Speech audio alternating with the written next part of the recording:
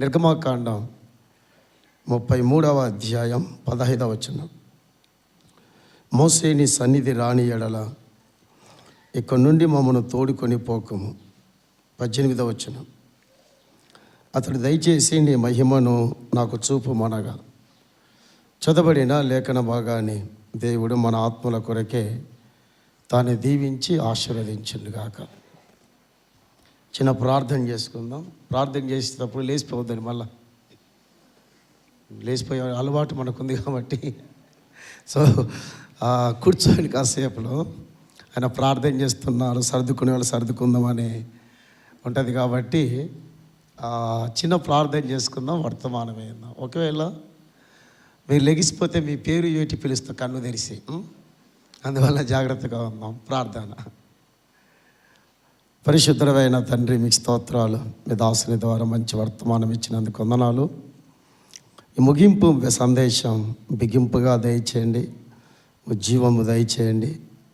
మీ కృప మాకు అనుగ్రహించమని, మా మధ్యలో మీ కుమారుని హెచ్చించమని క్రీస్తు నామములో స్తుతించి అడిగి వేడుకుంటున్నాం మా తండ్రి, ఆమేన్. పిల్లలు ఎక్కడికి వెళ్ళారు? జస్టస్ సలెన్ వాక్యం వినకుండా పిల్లలు రావాలి.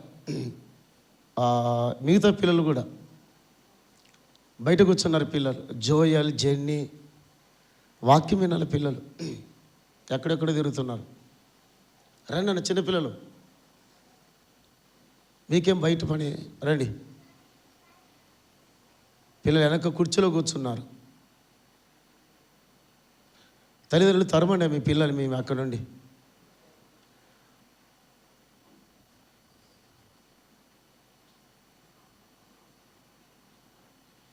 పిల్లలు ముందు కూర్చోవాలి. మన పిల్లలు మనం ముందుకు తీసుకురావాలి వాక్యం వినేటప్పుడు. Right, thank you. మంచి పిల్లలు మీరు. ఒక ఆర్టికల్లో విశ్వాసంలో మార్పు రావట్లేదని ఒక చిన్న ఆర్టికల్ రాశారు. దొంగలో మార్పు వచ్చింది కానీ విశ్వాసంలో మార్పు రాలేదు. మోషేలో మార్పు వచ్చింది కానీ విశ్వాసంలో మార్పు రాలేదు. ఈ 3 రోజులు వర్తమానం విన్న తర్వాత ఇక నీలో మార్పు రాలేదు అంటే ఒక రకంగా కుష్ఠరోగాన్ని కలిగి ఉన్నావు. కుష్ఠరోగికి ఎంత గిచ్చినా ఎంత గిల్లినా అక్కడ స్పర్శ ఉండదు. ఏముండదు? స్పర్శ ఉండదు. కారణం ఏమిటంటే లోపల కణజాలు చచ్చిపోయాయి. ఏం చచ్చిపోయినాయి? కణజాలు చచ్చిపోయాయి. కాబట్టి గిచ్చితే గిల్లుతే స్పర్శ ఉందంటే మనిషి బ్రతికినట్టే. అవునా? చెప్పండి. స్పర్శ లేదంటే ఏమైనట్టు? మీరు చచ్చారా బ్రతికారా? ఏమన్నా అర్థమైందా? ఏమన్నా ఉందంతేనా? నొప్పి ఉందంటే మనిషి బ్రతికినట్టు, నొప్పి లేకపోతే అంతే. మార్పు రావాలి విశ్వాసిలో. దొంగలో మార్పు వచ్చింది, టోటల్గా చేంజ్ అయ్యాడు. నీలో నాలో మార్పు రాలేదంటే స్పర్శ కూలిపోయా. ఏమి లేదు. ఎన్ని వర్తమానాలు వింటూ ఉన్నా, రివైవల్ స్పీకర్స్, ఉజ్జీవ వర్తమానికులు వర్తమానాలు అందిస్తున్నా విశ్వాసంలో మార్పు రాలేదంటే ఎప్పుడో చచ్చిపోయావు నీవు. ఇంకా లేదు నీలో. ఇలాంటివన్నీ వర్తమానాలు విన్నా మార్పు రాకపోతే నువ్వు వచ్చినా ఒకటే, రాకపోయినా ఒకటే. కానీ విశ్వాసంలో మార్పు రావాలి అని ఆర్టికల్ పేరు మార్పు లేని విశ్వాసాలని రాస్తూ ఒక మాస్టరు ఒక అబ్బాయిని పిలిచాడంట. అబ్బాయి ట్రారా అన్నాడంట. చెప్పండి మాస్టర్ గారు అన్నాడంట. ఈ పదం పలుకురా అన్నాడంట. ఎలక్సిటీ అనమన్నాడు. ఏమనమన్నాడు? ఎలక్సిటీ అనమన్నాడు. వాడికి పద ఉచ్చారణ రాక ఎలక్టిటీ అంటున్నాడు. ఏమన్నాడు? ఎంత చెప్పినా కూడా ఎలక్సిటీ అంటే ఎలక్టిటీ అంటున్నాడు. చదువుకున్న వాళ్ళకి అర్థమవుతుంది. సరే, ఈ మాస్టర్కి కోపం వచ్చింది. ఎరాబాయ్ ఎవరు చెప్పారు ఇది అన్నాడు. ఈ పదం మా నాన్నగారు చెప్పారు అన్నాడు. ఓహో, రేపు ఉదయకాలం స్కూల్కి వచ్చేటప్పుడు మీ నాన్నగారిని వెంట పెట్టుకురామన్నాడు.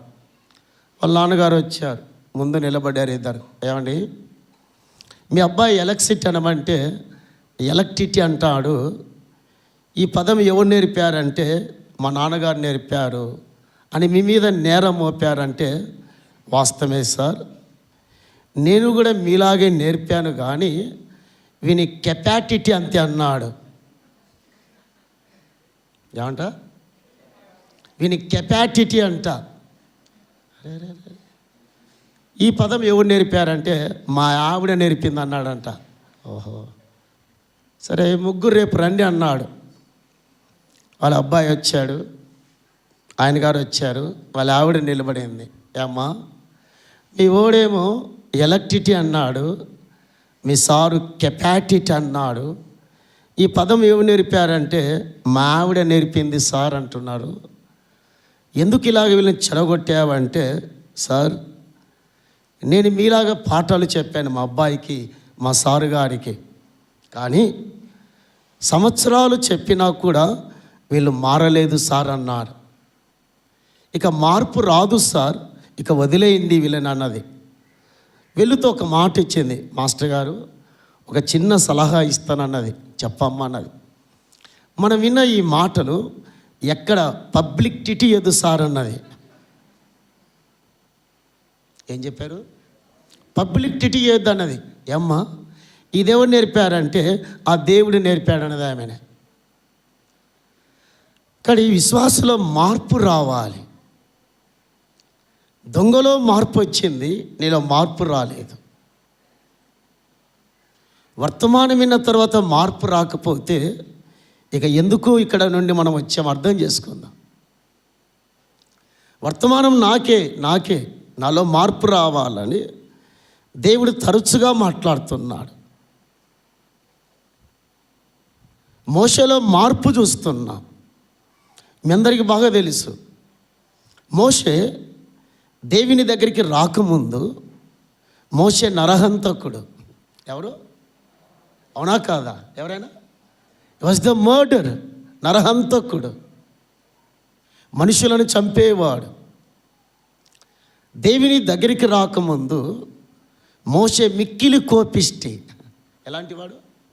మిక్కిలి కోపిష్టి. మోషే దేవుని చేత మార్చబడిన తర్వాత బైబిల్లో ఒక మాట ఉంది, భూమి అంతటిలో మోషే లాంటి మిక్కిలి సాత్వికుడు లేడు. ఓహో, ఎంత మార్పు అయ్యా, ఒకటే చేంజ్ అయ్యా. ఇన్ని వర్తమానాలు వింటున్నా, క్యాంప్స్కి వెళుతున్నా, youth camp, LT camp, DT camp, brother and camp, ఇన్ని క్యాంపులకు వెళుతున్నావు, కానీ నాట్ ఎట్ ఆల్ ఎక్కడ మార్పు రాలేదు విశ్వాసిలో. నీలో మార్పు రాకపోతే అది బోధకుడి తప్పు కాదు, వర్తమానం తప్పు కాదు, సందేశం తప్పు కాదు. ఎవరిది తప్పు చెప్పండి? ఏంది నా వైపు సీరియస్ చూస్తున్నారు? ఎవరిది తప్పు? ఎవరిదండి? మీరు గట్టి చెప్పండి, ఒప్పుకోవట్లేదు. ఎవరిది తప్పు? దొంగ శిలువ మీద ఆ క్షణము చనిపోతుండగా మార్పు కోరుకున్నాడు. ఏం కోరుకున్నాడు? సో శిలువ మీద ఉన్న దొంగ ప్రభుని చూస్తూ మార్పు నొందాడు.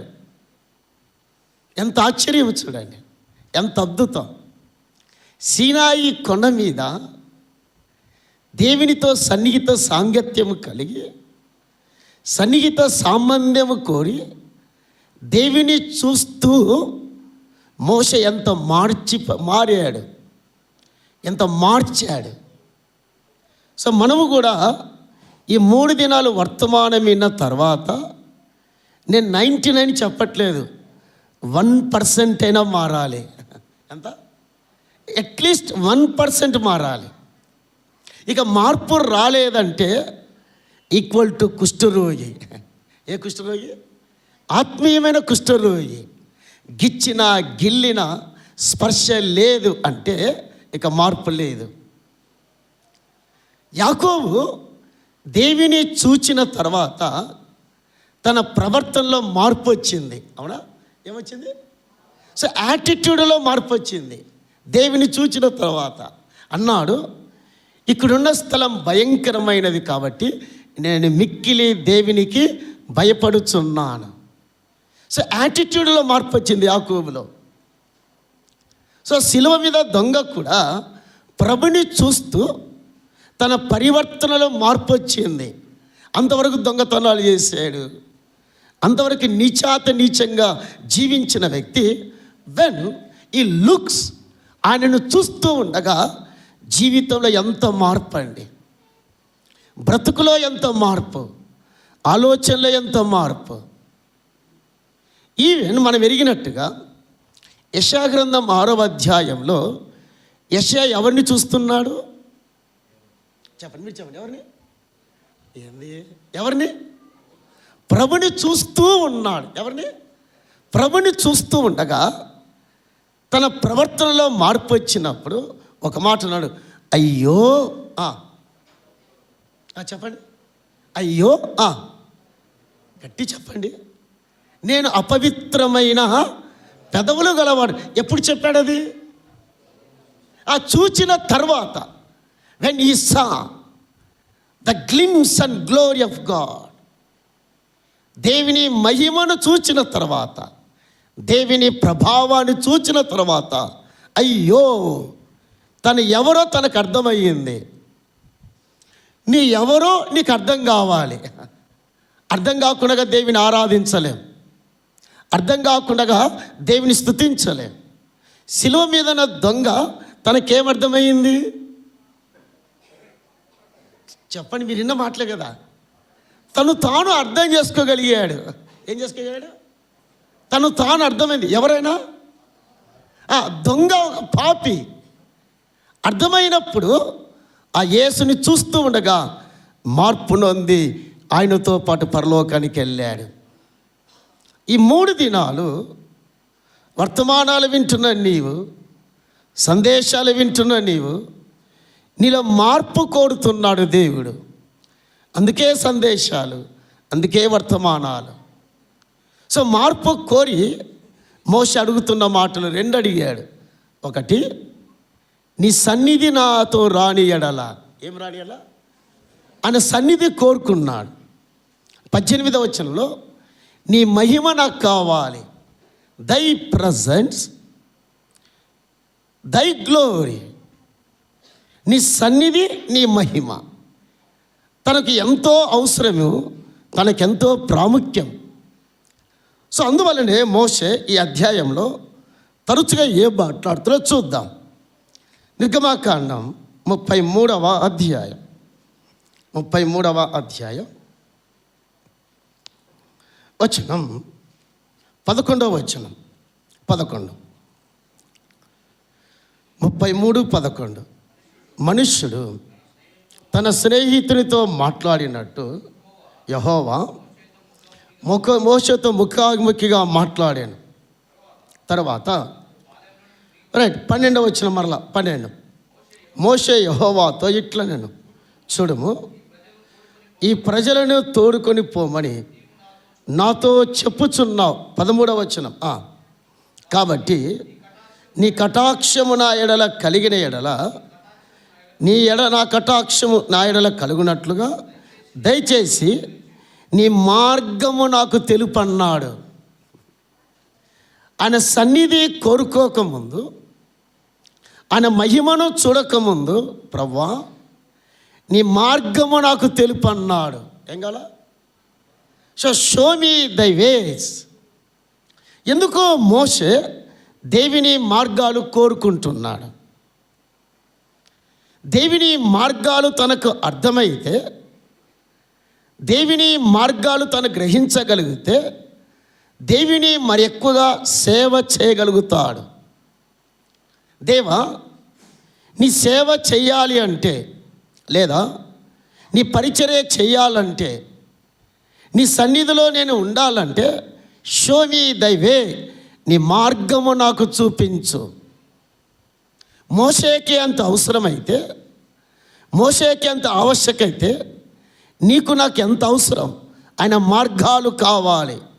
ఆయన మార్గాన్ని గురించి యెషయా గ్రంథంలో ఒక మాట చదివద్దాం. జస్ట్ ఊరికే ఆయన మార్గాల గురించి చెప్తూ యెషయా గ్రంథం 55వ అధ్యాయం 6-7 వచనాలు. యెహోవా ఆయనని వెదుకుడి, ఆయన సమీపములో ఉండగా ఆయనని వేడుకొనుడి, విడవలేను మానవలేను. వారు యెహోవా వైపు తిరిగిన ఎడల వారి యందు జాలిపడను. దేవుని వైపు తిరిగిన ఎడల నా తలంపులు మీ తలంపుల వంటివి కావు, నా త్రోవలు మీ త్రోవల వంటివి కావు. ఇదే యెహోవా నా మార్గములు ఉన్నతమైన మార్గాలు. సో అదే కోరుకున్నాడు మోషే. నీ ఉన్నతమైన మార్గాలు కావాలి. నీ సేవ చేయాలి అంటే నా యొక్క భక్తి చాలదు, నా యథార్థ చాలదు, నా యోగ్యత చాలదు. Show me the way. ఎంత బ్రతిమలాడుతున్నా నీ మార్గము నాకు చూపించు.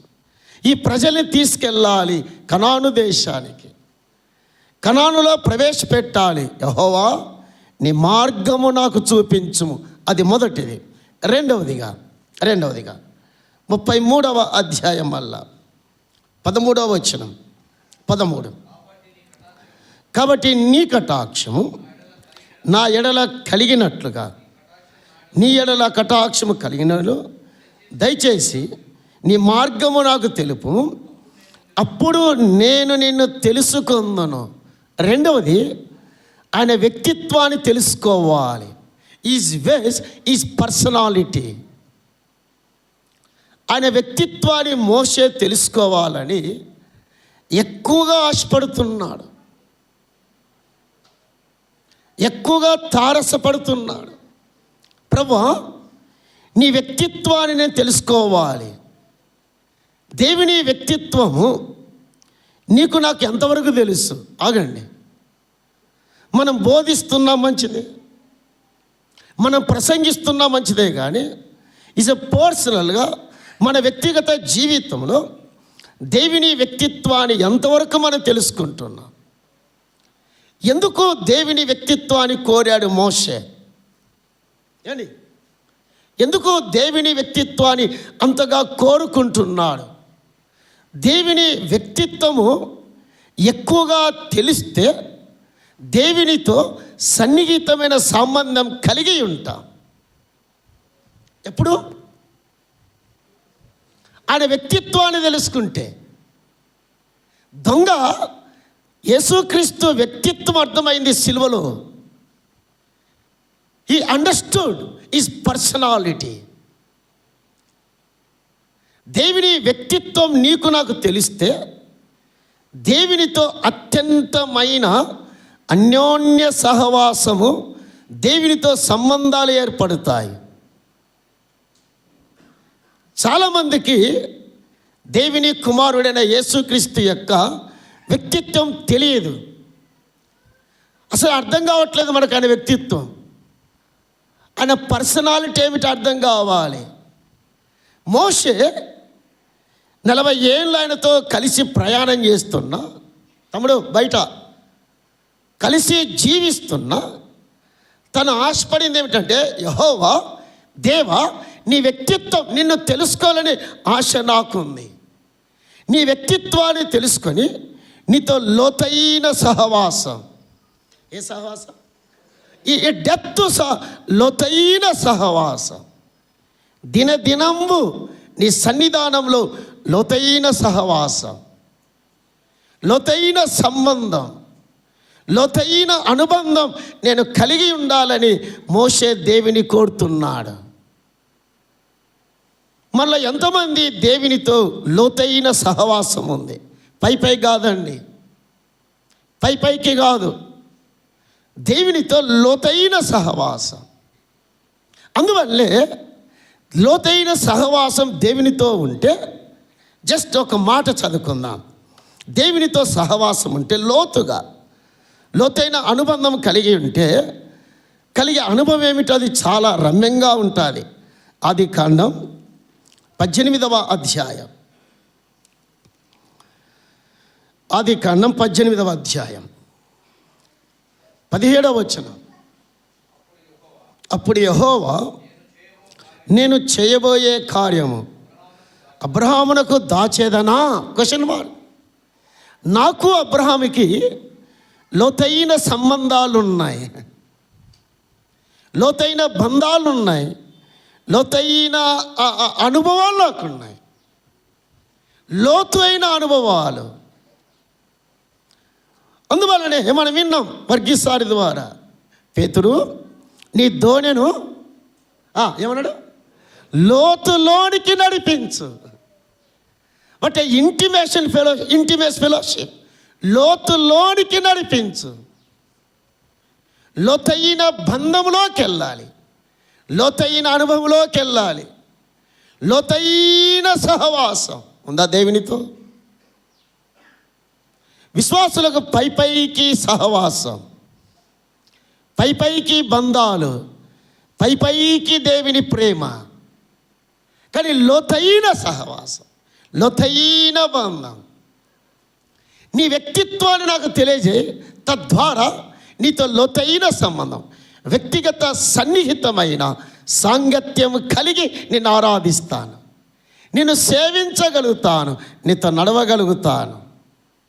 ఉందా ప్రియుడా? ప్రభుతో లోతైన అనుభవం ఉందా? లోతైన సహవాసం ఉందా? లోతైన మాటలు ఉన్నావా? సో మోషేకు లోతైన అనుభవం కావాలి.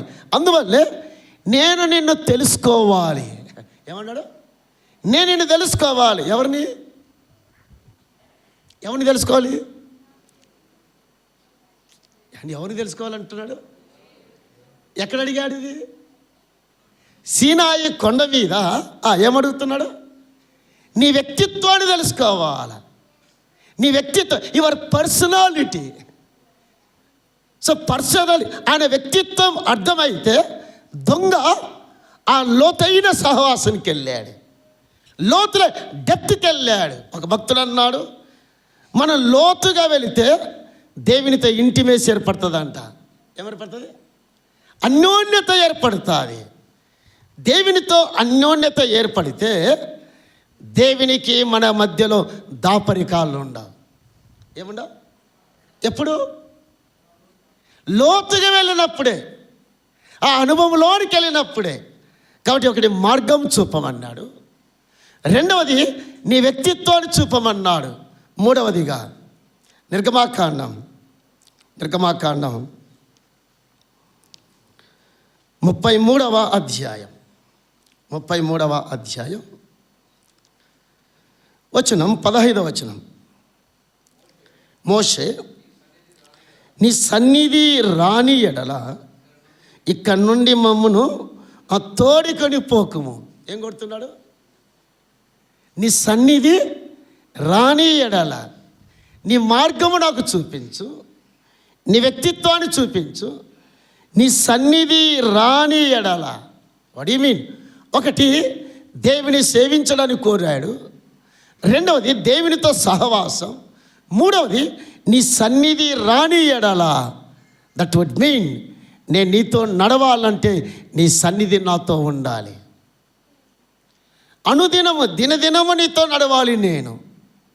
మనం ఒక పాట పాడతాం, దినదినంబు యేసుతో దగ్గరగా నీతో నడవాలి.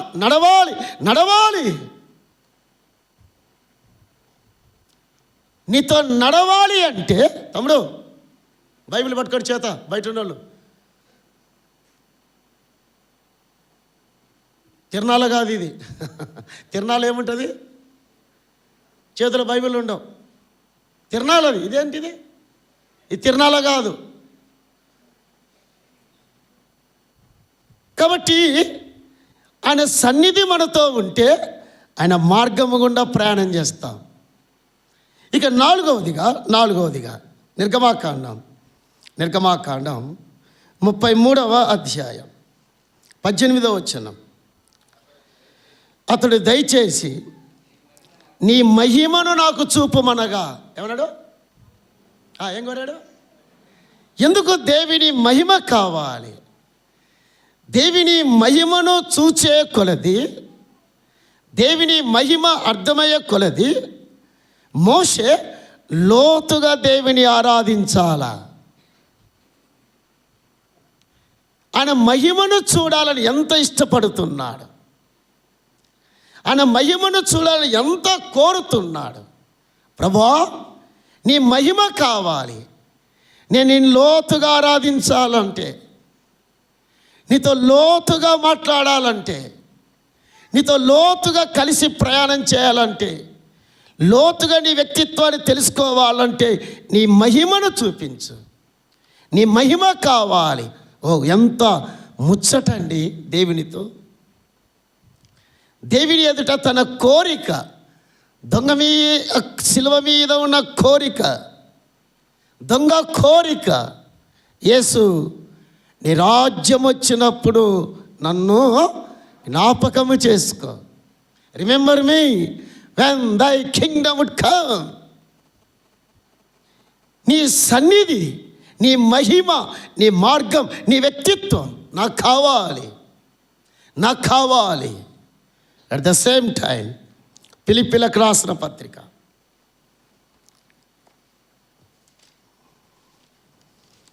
3వ అధ్యాయం 10-11 వచనాలు. ఏ విధము చేతనైనను మృతులలో నాకు పునరుద్ధానం కలగవలనని ఆయన మరణ విషయంలో సమానుభవము గలవాడనే. అక్కడ కొంచెం నొక్కే తగ్గ నొక్కు రమేష్, నొక్కాలి అక్కడ. ఆయనను, ఆయన పునరుద్ధానమును అలా నొక్కాలి దాన్ని. ఏమన్నా అక్కడ ఆయనను అన్నాడు. ఆయన అంటే ఎవరు చెప్పండి? ఎవరైనా ఎవరైనా ఎవరు మాట్లాడుతున్నారు?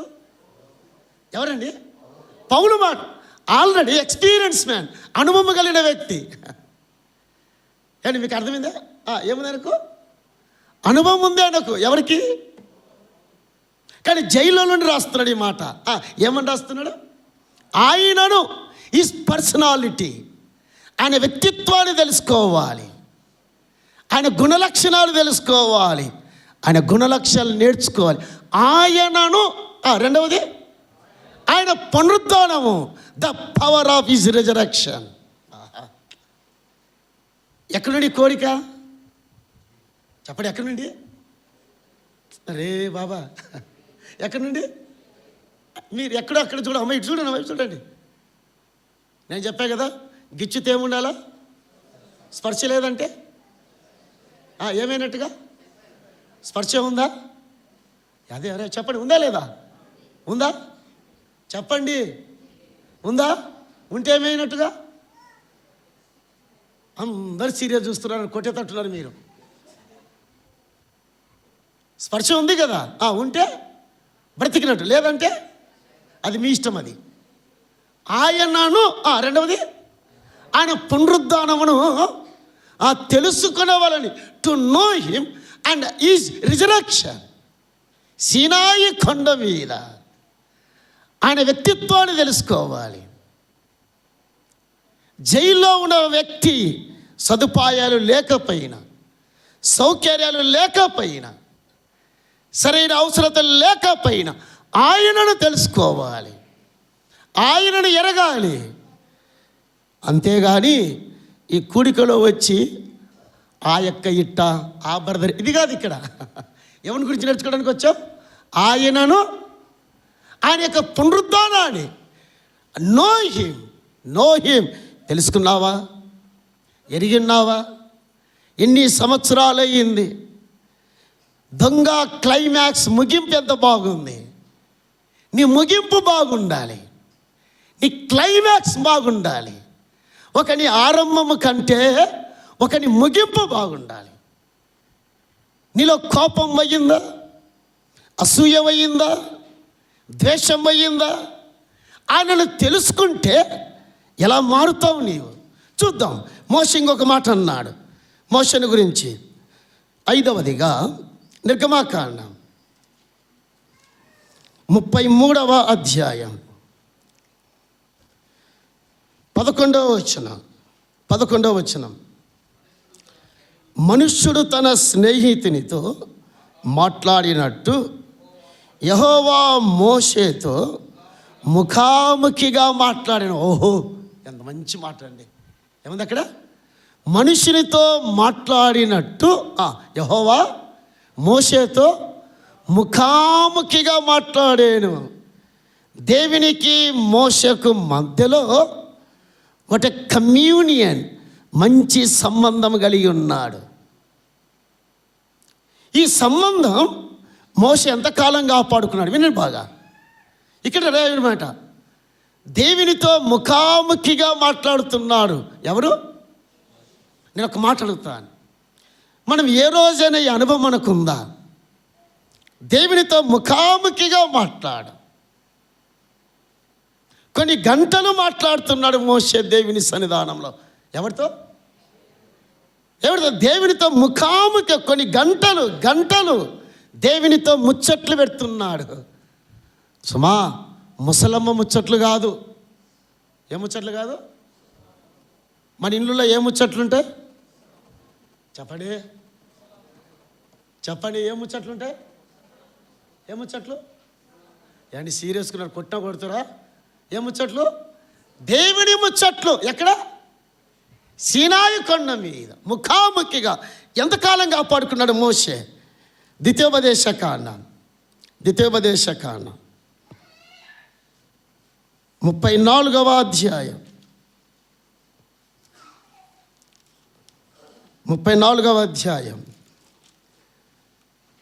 12వ వచనం.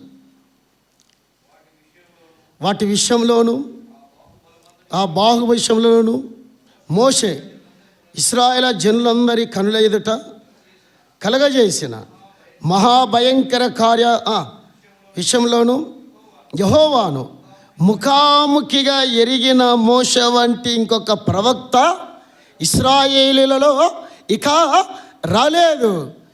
చనిపోయేంత వరకు దేవునితో ముఖాముఖిగా మాట్లాడుతున్నాడు. వండర్ఫుల్ అండి. ఎవరితో? దేవునితో ముఖాముఖిగా అంటిల్ హిస్ డెత్. ఎంత మార్పు అయ్యా! నరహంతకుడైన మోషే, కోపిష్ఠుడైన మోషే, స్వార్థపరుడైన మోషే, అసూయపరుడైన మోషే, జీవితంలో బాగులేని మోషే ఆ హోరేబు పర్వతము దగ్గర ఆయన మహిమను చూసిన the glimpse of his glory. What a change his life. జీవిత మార్పు, బ్రతుకులో మార్పు, ఆలోచనలో మార్పు. దేవుని మహిమను చూస్తే, ఆ లోతైన ఆరాధనకి వెళితే ఎంత మార్పు. అందువల్ల ఒక ఆయన అన్నాడు, కొటేషన్, దేవుని మనం ఎంత ఎక్కువగా ప్రేమిస్తే దేవునితో అంత సన్నిహితమైన సాంగత్యం కలిగి ఉంటాం. దేవునితో ఎంత సన్నిహితమైన సాంగత్యం చేస్తామో, సహవాసం చేస్తామో, దేవుని అంత ఎక్కువగా ఆరాధిస్తాం. రెండు విషయాలు. దేవునితో ఎక్కువ సహవాసం చేస్తే ఎవరిని ప్రేమిస్తాం? దేవుని ప్రేమిస్తాం. దేవుని ఎంత ఎక్కువగా ప్రేమిస్తే దేవుని అంత ఎక్కువగా ఆరాధిస్తాం. అనుభవం నీకుందా? ఆ ఎక్స్పీరియన్స్ నీకుందా? మోషే ముఖాముఖిగా ఎరిగిన వాడు. ఇక్కడే కాదు, 1500 సంవత్సరాల తర్వాత కూడా దేవునితో ఎలా ముచ్చటిస్తున్నాడో చూడండి. ముచ్చట్లాగలేదు దేవునితో. మత్తయి రాసిన సువార్త 17వ అధ్యాయం దేవుని యొక్క సన్నిధానంలో నేర్చుకున్న సంభాషణ ఎలాగుందో చూడండి. 17వ అధ్యాయం 3వ వచనం. ఇదిగో మోషేయు ఏలియాయు వారికి కనబడి ఆయనతో మాట్లాడిరి. ఎవరితో? ఆయనతో మాట్లాడి, ముఖాముఖిగా సీనాయి కొండ మీద మాట్లాడిన వ్యక్తి, సీనాయి కొండ మీద సంభాషించిన వ్యక్తి ముఖాముఖిగా మాట్లాడాను. ఆయనతో మాట్లాడిరి. ఎవరితో? మన ప్రభు అయిన యేసుక్రీస్తుతో మాట్లాడిరి. సోదరులారా, ఒక వ్యక్తి దేవునితో మాట్లాడిన తర్వాత, దేవుని సన్నిధిలో ఎక్కువ ప్రార్థన చేసిన తర్వాత, దేవునితో ఎక్కువ సహవాసం చేసిన తర్వాత మోషేలో మార్పు, ఒక 3 మార్పులు చూచి నేను ముగిస్తాను. చూద్దాం. తిరిగి నిర్గమాకాండం 34వ అధ్యాయం. మోషే దేవుని మార్గాలు తెలుసుకున్న తర్వాత, దేవుని వ్యక్తిత్వం తెలుసుకున్న తర్వాత, దేవుని మహిమను తెలుసుకున్న తర్వాత, దేవుని స్వభావం తెలుసుకున్న తర్వాత ఆ వ్యక్తి ఎలాగుండాడో చూద్దాం. 34వ అధ్యాయం ముగిద్దాం. ఈ వచనం చదివి ఇంకా 34వ అధ్యాయం 8వ వచనం చదువుదాం. అందుకు మోషే త్వరపడి నేల వరకు తల వంచుకొని నమస్కారము చేసి, అక్కడ అవుదాం. ఇది అనుభవించిన తర్వాత మోషేలో నేల వంచి దీనత్వం కనబడతా ఉంది. ఏముంది ఎవరిలో? ఎప్పుడు? ఆయన తెలుసుకున్నది ఎవరిని చెప్పండి, బాగా ముగించాను నేను. ఎవరిని? సో శిలువ మీద ఉన్న దొంగ ఎవరిని చూచి మార్పు నొందాడు? మీరు ఎవరిని? యేసు ప్రభుని చూచి ఏమన్నాడు? యేసు, నీ రాజ్యం వచ్చినప్పుడు నన్ను, ఆయన చూచిన తర్వాత గ్లిమ్స్, యేసు క్రీస్తు యొక్క ప్రకాశత ఆ దొంగ మీద షైన్ అపాన్ హిమ్, వాని మీద ప్రకాశించినప్పుడు దేవుని మహిమ మోషే మీద ప్రకాశిస్తుండగా, మోషే గుండెను తాకగా అంటే హ్యూమిలిటీ, దీనత్వానికి వచ్చాడండి. ఉందా దీనత్వం? తమ్ముడు, చెల్లి, దీనుడుగా వచ్చాడు. He became a humility. దీనత్వం నేర్చుకోవాలి. అందులో యేసుప్రభు అన్నాడు, మీ కాడి ఎత్తుకొని నా యొద్ద ఏం నేర్చుకోవాలి? ఏముందండి అక్కడ? నేను సాత్వికుడను, ఎవరంటే ఆయన దీన మనసు గలవాడును కాబట్టి మీ కాడి ఎత్తుకొని నా యొద్ద నేర్చుకోండి. ఏం నేర్చుకోవాలి? దీనత్వం, సాత్వికం నేర్చుకుందాం. దినము యేసు దగ్గరికి వెళుదాం, ప్రతి క్షణము యేసు దగ్గరికి వెళుదాం. ఆయన దీనత్వం, సాత్వికం ఉందా? దీనత్వం ఉండాలి లోపల. కొంతమంది వినండి, పైకి తగ్గింపు కోరుకుంటారు. ఏం కోరుకుంటారు? పైకి తగ్గింపు. లోపల ఏముంటుంది చెప్పండి? పైకి తగ్గింపు, లోపల ఏముంటుంది? ఏం చెప్పండి మీరు? చాలామంది విశ్వాసులు ఎలాగుంటారంటే, అబ్బో ఎంత తగ్గింపో, కానీ లోపల హెచ్చింపు కోరుకుంటారు. అది కోరేది దీనత్వం. అది ఒకటి. ఎప్పుడు జరిగింది ఇది? సీనాయి కొండ మీద ఎవరిని చూచారు? ఆయన మహిమను చూచిన తర్వాత. ఎవరిని? ఆయన మహిమ. When he saw his glory. ఆ సీనాయి కొండ మీద, ఆ కల్వరి కొండ మీద, సీనాయి కొండ, కల్వరి కొండ ఒకటే. చూడు, సీనాయి కొండ మీద ఆయన మహిమను చూస్తుండగా దీనుడైపోయాడు మోషే. ఆ కల్వరి కొండ మీద ఆ దొంగ చూస్తుండగా దీనుడయ్యాడు. దీనుడయ్యాడు. ఏమయ్యాడు? దొంగ దీనుడయ్యాడు. ఎంత దీనత్వానికి వచ్చాడు. చెల్లి, తమ్ముడా, దీనత్వం ఉందా? తగ్గింపు ఉందా?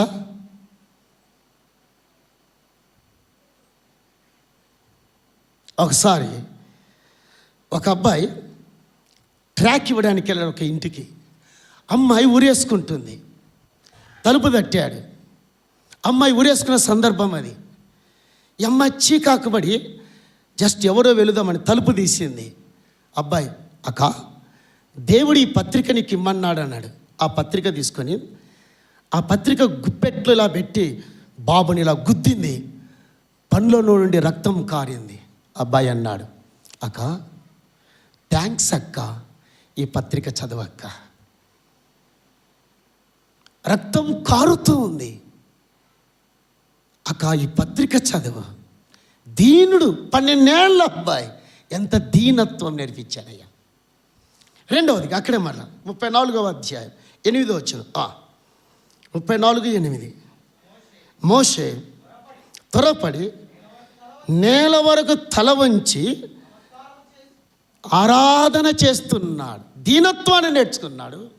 రెండవది, నేల వంచి తల వంచి నమస్కారం చేస్తున్నాడు. ఎంత ఆరాధన లోపలికి వెళ్ళాడండి, ఎంత లోతుగా నేర్చుకున్నాడండి.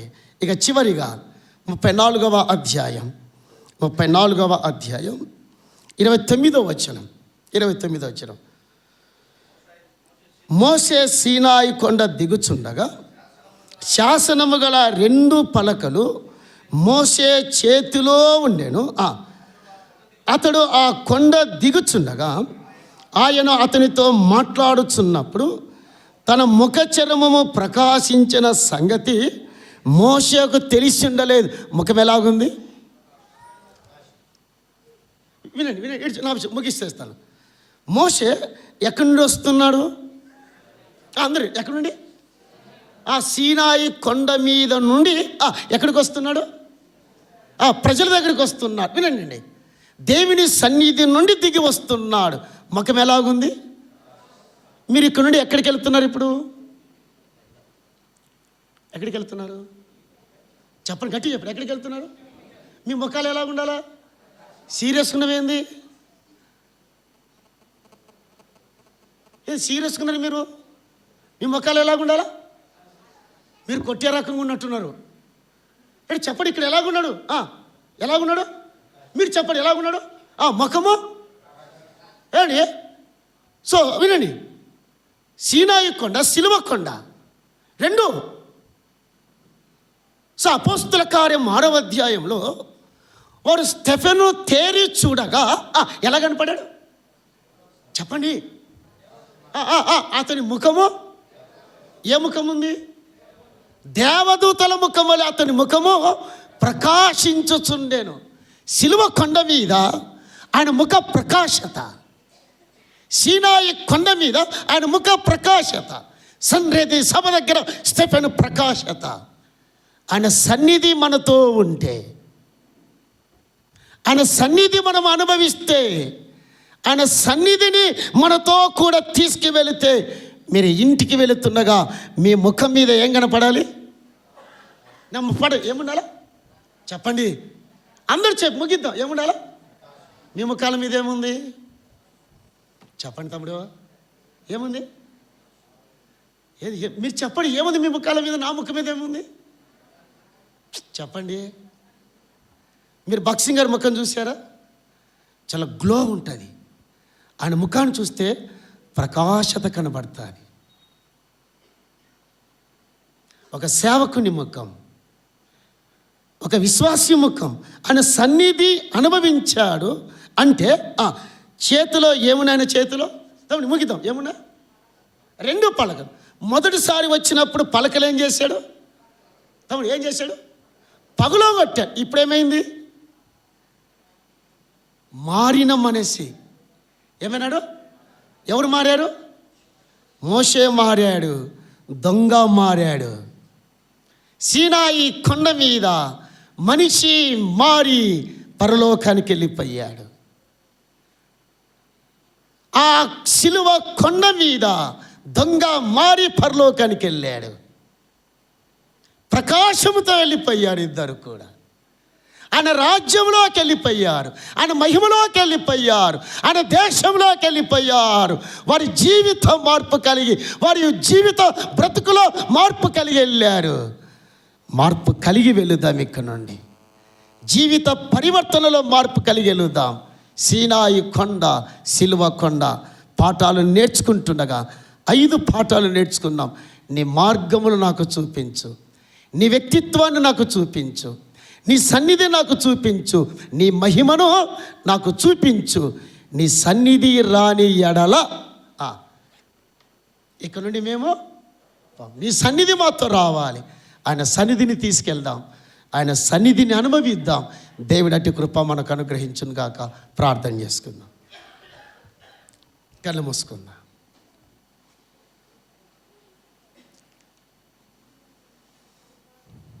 సోదరి సోదరులారా, దేవుని ప్రజలారా, వర్తమానం మనతోనే మాట్లాడాడు. సందేశం మనకే, దేవుని మాటలు మనకే. మన మార్పు కోరుతున్నాడు దేవుడు, మన జీవిత క్షేమం కోరుతున్నాడు. మార్పు నందుదామా? జీవితంలో మార్చుకుందామా? యేసు నీ రాజ్యం వచ్చినప్పుడు నన్ను జ్ఞాపకం చేసుకో. వాటి చేంజ్ అండి. సీనాయి కొండ మీద మోషే ఎంతో మారాడు. గత అనుభవాలు వేరు, చూచిన అనుభవాలు వేరు. నీ అనుభవం ఎలాగుంది, నా అనుభవం ఎలాగుంది? మన అనుభవాల్లో దేవుని మహిమ తీసుకురావాలి, దేవుని కీర్తి తీసుకురావాలి, దేవునికి వైభవాన్ని తీసుకురావాలి. నీ సన్నిధి రాని ఎడల, నీతో నాతో కూడా నీ సన్నిధి రాని ఎడల ఇక్కడ నుండి మేము దాటి వెళ్ళాం. యెహోవా, నీ సన్నిధి నాకు కావాలి, నీ మహిమ నాకు కావాలి. ఎంత ఆశ, ఎంత కోరిక. ప్రార్థన చేసుకుందాం, తల వంచుదా, తీర్మానం చేసుకుందాం. విన్న 3 వర్తమానాలు, ఈ 3 దినాలు 3 దైవజనుల ద్వారా విన్న వర్తమానాలు ఒకసారి నీవే పరీక్షించుకో. మార్పు ఉందా? మార్పు లేకపోతే ఇక వేస్ట్ మన జీవితాలు. స్పర్శను కోల్పోయాం, కణజాలాలు కరిగిపోయినట్టుగానే ఉంటుంది. దేవుడు ఆశపడుతుండగా, దేవుడు కోరుతూ ఉండగా, దేవుడు ఉద్దేశిస్తుండగా ఆ ఇద్దరి మార్పు ఒక బిగింపులాగా ఉంది. యేసుక్రీస్తు నీలో మార్పు కోరుతున్నాడు, ఆశపడుతున్నాడు. చిన్న ప్రార్థన చేసుకుని మట్టుకునేవు. యేసయ్యా, నీ సన్నిధి నాతో కూడా రావాలని నాతో మాట్లాడా, నాతో సంభాషించా, నాతో ముచ్చటించా. దీనుడిగా వచ్చాడు మోషే, తగ్గింపుతో వస్తున్నాడు మోషే, ముఖ ప్రకాశతో వెళుతున్నాడు మోషే. ఆయనని చూచిన నీవు తగ్గింపుందా? లోపల తగ్గింపు ఉండాలి, బయట కాదు. లోపల దీనత్వం ఉండాలి, బయట కాదు. లోపల ముఖ ప్రకాశత ఉండాలి, బయట కాదు. ఉందా?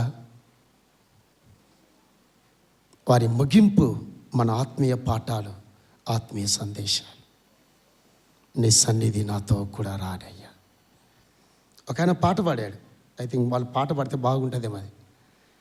యేసు నీవు నాతో రాని ఎడల. ఆ పాట ఎంత మంచి పాట. ఏదో పాడతావా పీటర్? స్టీవెన్ సార్ గారి పాట యేసు. ఆ పాట చాలా, మీరు కళ్ళు మూసుకొని ఒకసారి తీర్మానం చేసుకుని వెళ్దాం. ఆ మంచి పాట స్టీవెన్ సార్ గారు రాసిన పాట. నాతో రాని ఎడల ఇక నా జీవితం బాగుండదు, నా బ్రతుకు బాగుండదు, నా ఆలోచనలు బాగుండవు. యేసు నాతో రాని ఎడల. వచ్చే పాట వచ్చి ఒకసారి పల్లవి చరణం. ఆయన సన్నిధి మనతో వస్తే, ఆయన సన్నిధి ప్రత్యక్షతను అపేక్షిస్తే, సిలువ కొండ, సీనాయి కొండ మార్పులు చూస్తూ ఉండగా ప్రభు మనతో వచ్చినట్లుగా ప్రార్థన చేసుకొని సాగి వెళ్ళుటకు దేవుడు తన కృప అనుగ్రహించినట్టుగా జస్ట్ ఆ పల్లవి, ఆ చరణం పాడుకుందాం. మంచి పాట. గాయకుడు దేవుని సన్నిధి ఎందుకు కోరుకున్నాడో, ఎందుకు అపేక్షించాడో చూస్తూ ఉన్నాడు. జస్ట్ ప్రియుల ఆ పాట పాడిన తర్వాత నేను ప్రార్థన చేస్తాను.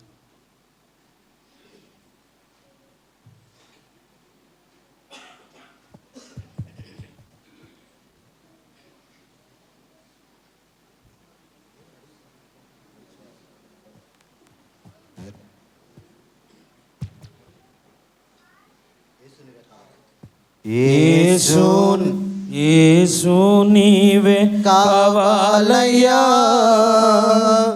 నాతో కూడా రావాలయ్యా.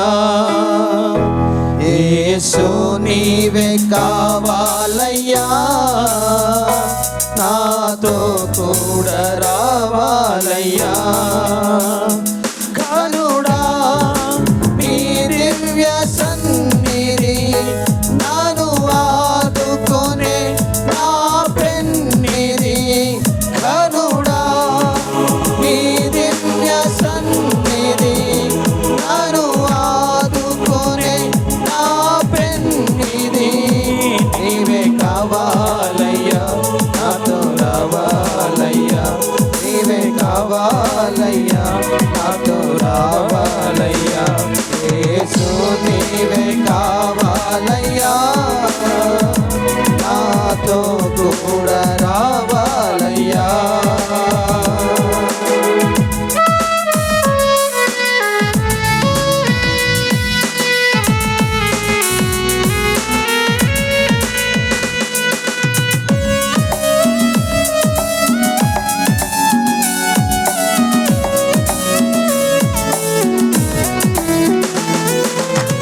నీవు నాతో వస్తే దిగులు నాకుండదు, నీవే నాతో వస్తే దిగులు నాకుండదు, నీవే ఆజ్ఞాపిస్తే దిగులు నన్నంటదు, నీవే ఆజ్ఞాపిస్తే దిగులు నన్నంటదు.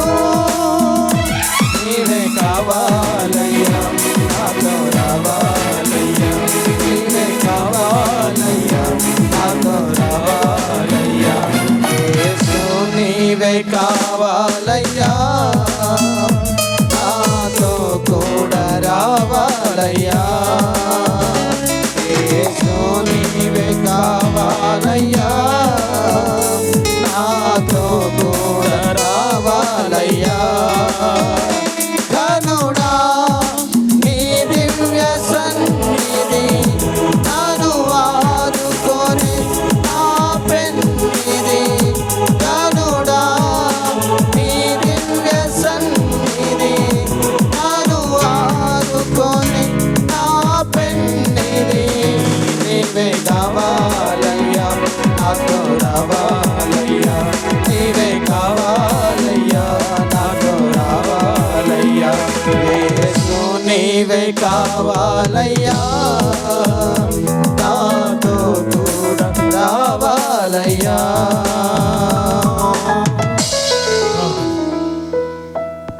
పరిశుద్ధుడైన తండ్రి, మీకు స్తోత్రాలు, వందనాలు. మాతో కూడా మీరు రావాలి, మీ సన్నిధి మాకు తోడ్పాటు అందించాలి. ఘనుడా, శ్రేష్ఠుడా, మహోన్నతుడా, నీ సన్నిధి ప్రత్యక్షతని మేము కోరుకుంటున్నాం. నీ సన్నిధిని మేము ఆశపడుతున్నాం. మా కుటుంబాలతో రావాలి అయ్యా, మీరు మా సంఘాలతో రావాలి, మా వ్యక్తిగత జీవితాలతో రావాలి.